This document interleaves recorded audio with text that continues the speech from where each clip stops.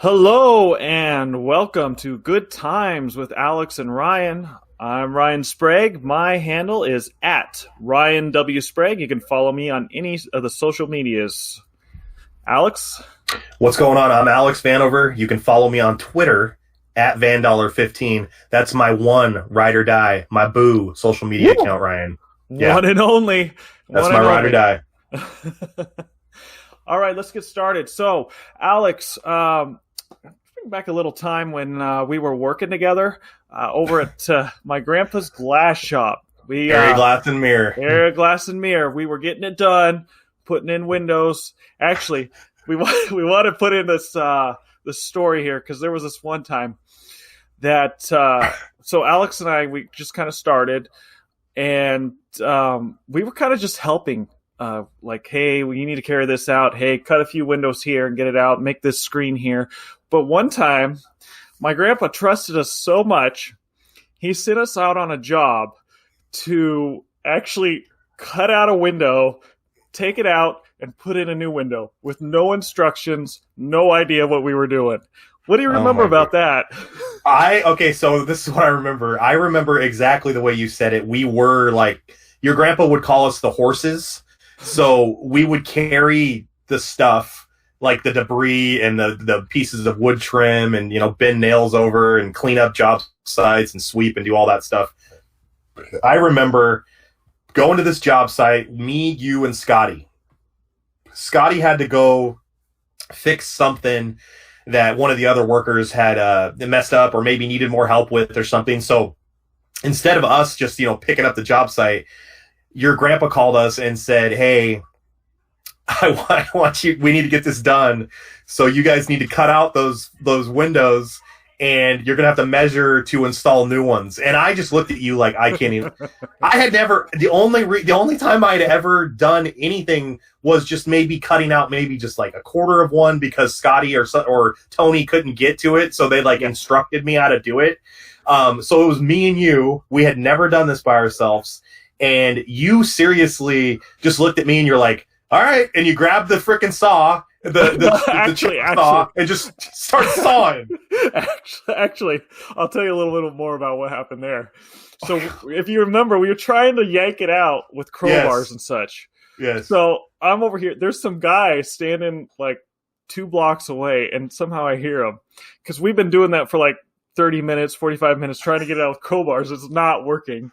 So the guy, like the wet bandits in Home Alone, just trying to get in Kevin McAllister's house, was yanking on this window frame. You just look like robbers. It wasn't working at all.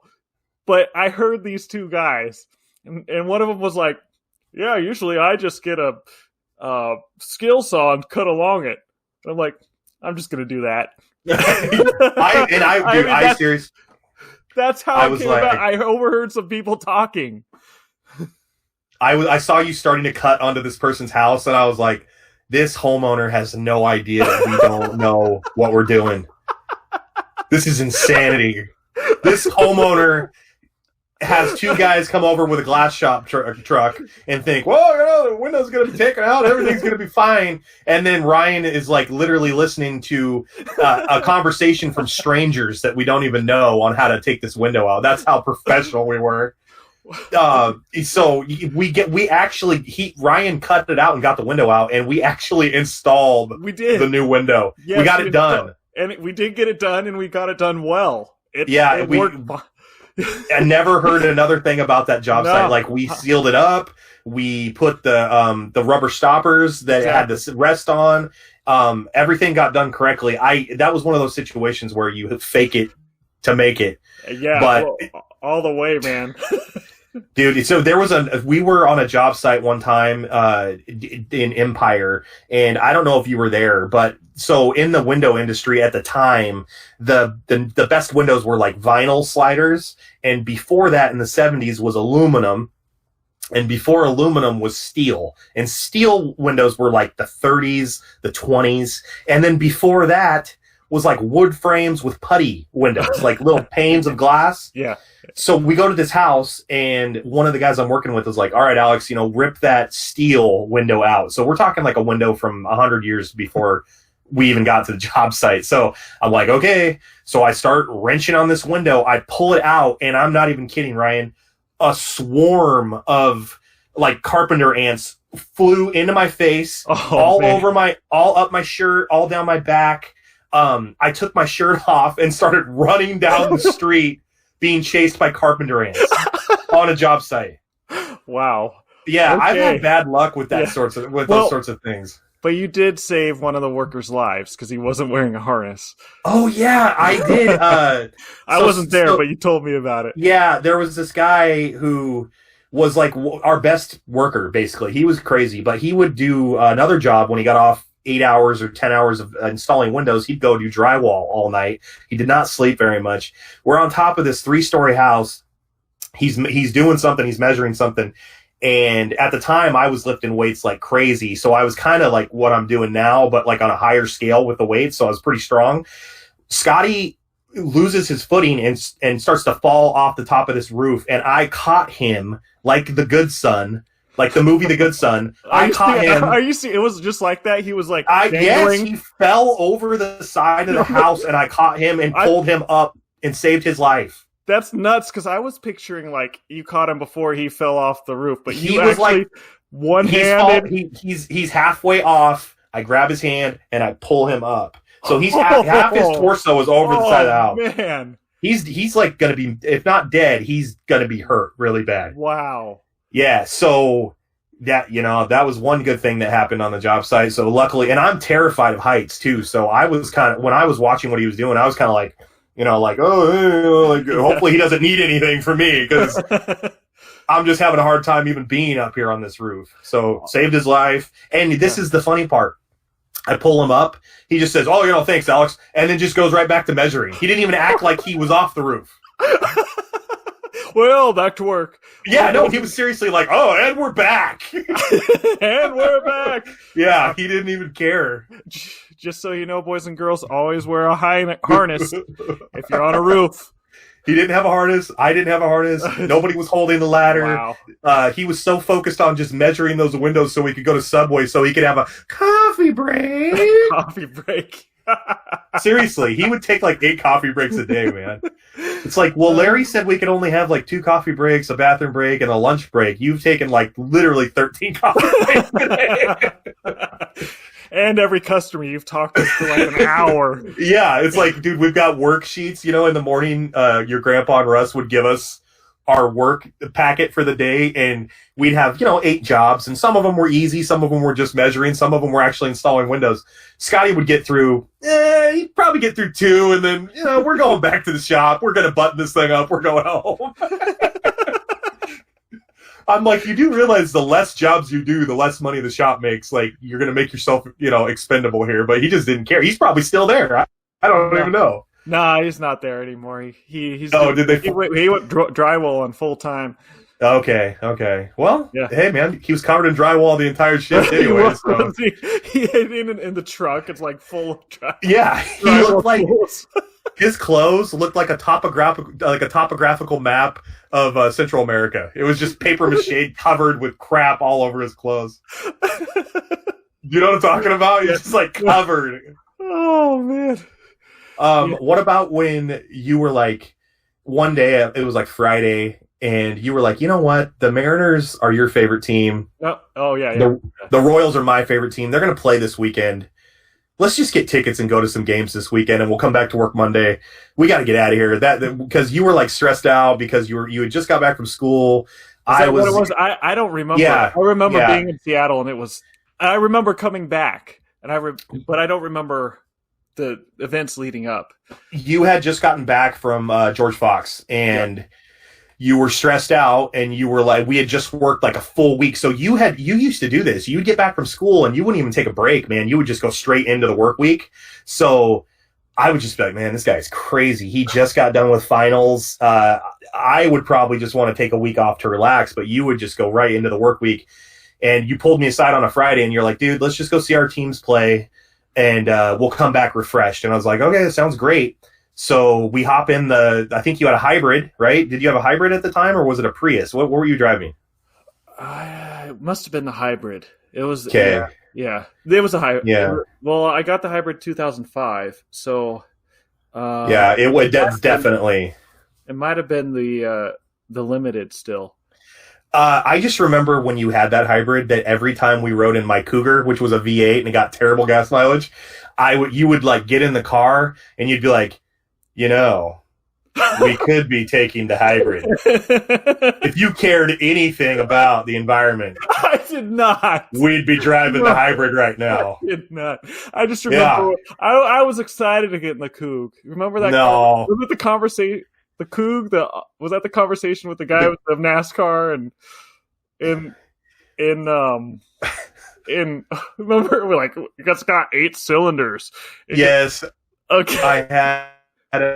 I had well, it was an 8-cylinder, and the problem with that thing was it just ate gas. But do you remember the conversation at Dairy Queen with that guy that just randomly came up to us and was talking about vaguely? He was talking about like, wow, my car is a Buick. It's got 8 cylinders. It's really yes. You used to say no, and you'd always be like, well, it is a Buick. It's a Buick. I remember you saying something about like a Buick. Well, it's got to be fast, Alex. It's a Buick, It's a Buick. Because he's like, my car is really fast. And we're all sitting there like, okay, yeah. That sounds great. Really, really, really super fast, guys. He just came up. And Josh was just in even more hell than he should have been because, he was at Dairy Queen against his will another time. So he's got to listen about the Buick while you have him tied up while you're eating a pumpkin ice cream cone. Okay. You're like, Josh, you're going to eat that ice cream and you're going to shut your mouth. No, I think I felt a little awkward because he just like wasn't getting into it. He was just pouting the whole time, and I was like, okay, well, yeah, it's like going on a date with somebody. Like going on a date with somebody, and she just doesn't want to be there the whole time. She's like, well, yeah, this I kind of would. You know what I mean? Like, they don't want to be there, but you had them in a situation where you're like, hey, maybe we should hang out or something. And they're like, just want to be a nice person. So now they're stuck with you for like 2 hours. That was Josh every time we went out to eat. Just in hell. It wasn't that bad. Not for me, not for you, because I like ice cream. And anytime pumpkin ice cream was brought into the equation, you would just be like, okay, I'm there. I love pumpkin ice cream. Yeah, I remember when you would leave swimming practice to go get pumpkin ice cream like every day. Didn't you get a pumpkin ice cream cone pretty much every day for months? Pretty much. Yes. Yes. It was delicious. And then they stopped making it, and I cried for days. So anyway, we're back. We got off topic a little bit. So now we're going to Seattle. Okay. Yeah. Okay. All right. So lead us up to Seattle, Ryan. Well, we're going to Seattle. I remember. I don't remember a lot. I remember we got there. Where did we park? I mean, we stayed at a Red Lion. Oh, and we were going to walk there. What I think what we did. We took a bus. Is because I had worked at the Red Lion before I had a discount. So we stayed for cheap in the hotel, and we took the public transportation to downtown. And then we just got off next to the stadium, and we walked around and saw Pikes Market and all these different places. And go ahead. If you haven't been to Pikes Place or that area in Seattle, it's really worth the trip just to check it out. It's a really cool place.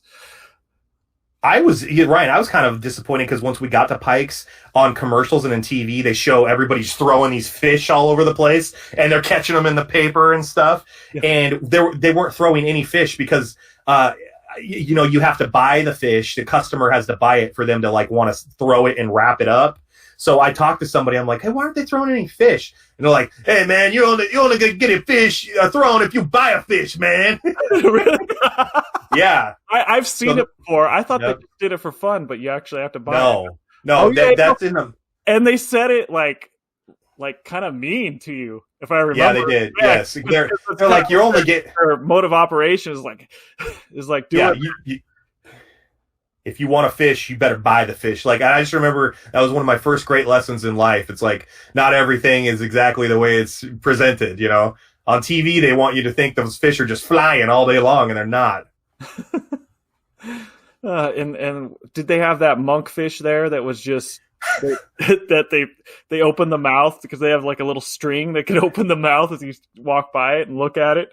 I don't remember that, but I remember when we were going up the stairs, there was a lemonade vendor. I remember that, yes. And it was kind of hot because it was like May, and you're like, hey, let's stop for a second. I want to get a lemonade. And I was like, oh, that's probably really good lemonade because it's freshly squeezed. I thought the same thing, Alex. I was so excited. I was so excited for that lemonade. Yeah, so you pay $6 and tip the guy like $2. It was insane. It was expensive, but I'm like, this is going to be delicious. I'm ready to pay this money of my hard work that I worked for all week. I'm going to thank you, buddy. So you take one sip of this lemonade, and you look like you're going to throw up. You take the lemonade, and you just spent $8 on this thing in 2005. So that's like $20 today. And then you throw it immediately in the first garbage can you find. You're just like, done. I'm not having any of this. This is crap. I was so pissed. It was one of the most disappointing moments of my life. Yeah, that was right up there with Santa Claus not being real. Yes. It tastes terrible. I was so mad. And I'm like, oh, I was just ready to enjoy nice, fresh, squeezed lemon juice.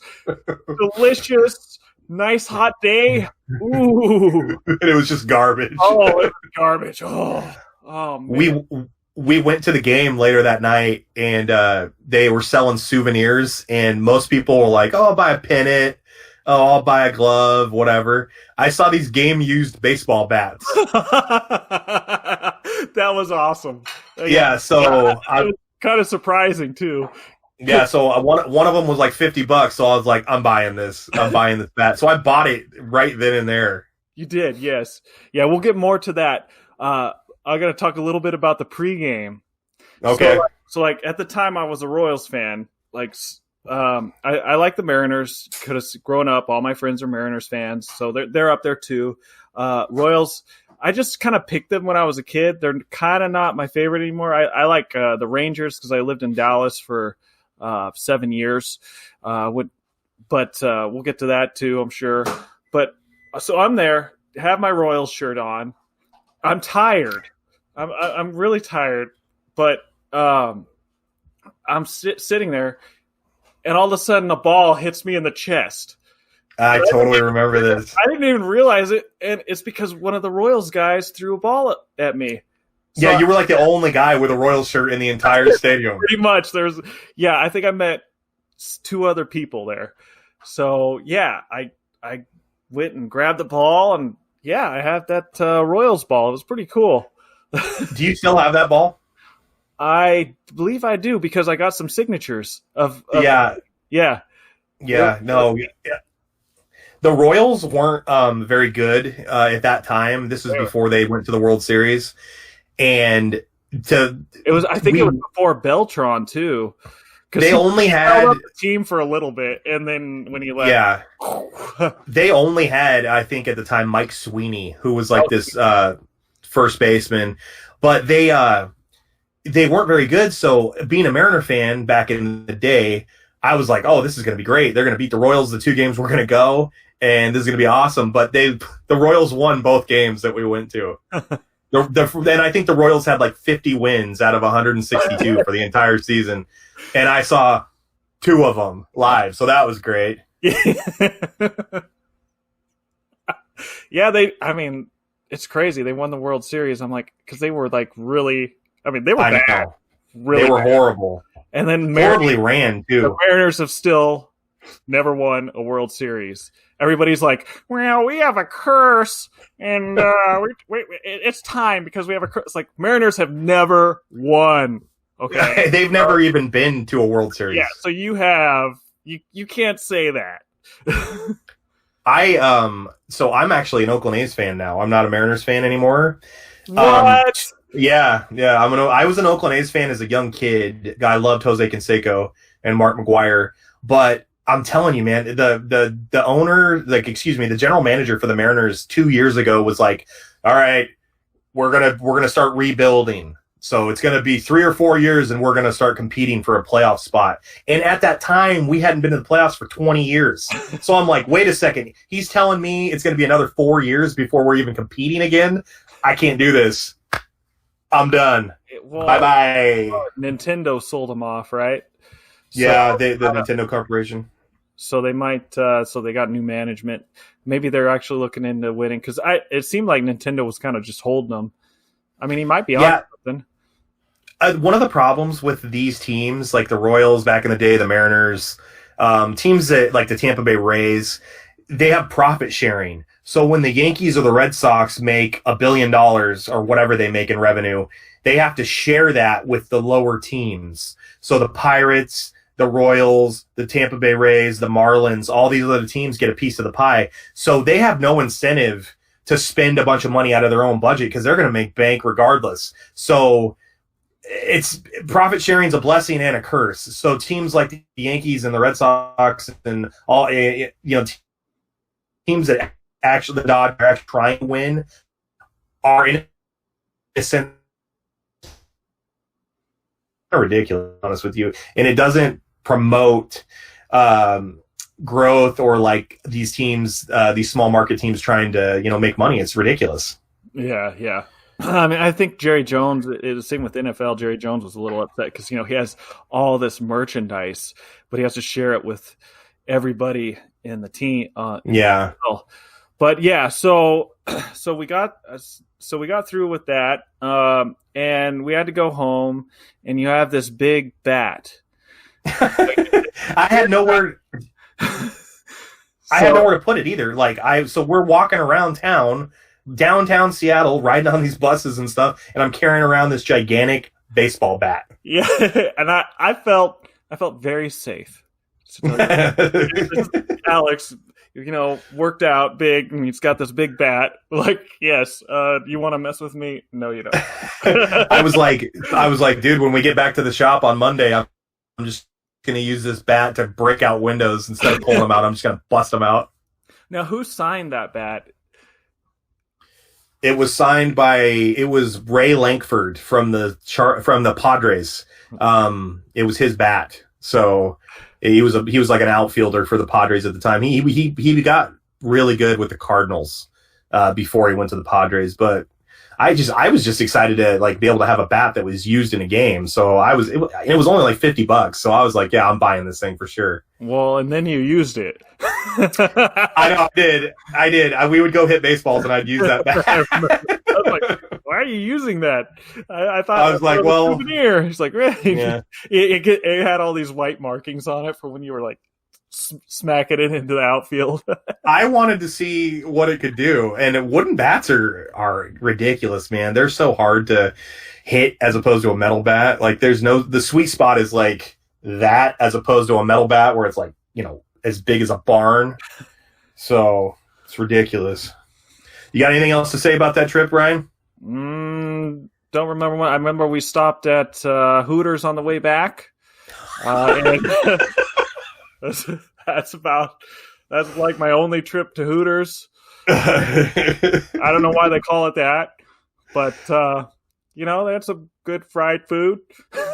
Hooters was like one of those places where it's like, hey, let's go to Hooters, and it's like, yeah, these girls are really pretty, but the food wasn't that good. And the whole time I felt like I was just talking to a salesman, because they know they're pretty, so they're coming to your table and they just want to get tips out of you. So I just felt uncomfortable. I'm like, this food is not that good. Just get me out of here. I liked the food, but I felt uncomfortable when she would sit down. I'm like, okay, all right. I'm like gripping my baseball bat. I'm like, listen, get away from me. I gotta finish these wings and get the hell out of here. All righty. Well, I guess we'll see you all next week. Thanks for tuning in. Same bat time, same bat channel, same Padres bat. Or what? Same Ray Lankford bat time, the Ray Lankford bat channel. Exactly. And we're going to drop these every Wednesday. And thank you for tuning in. We'll catch you all next week. See you on the flip side.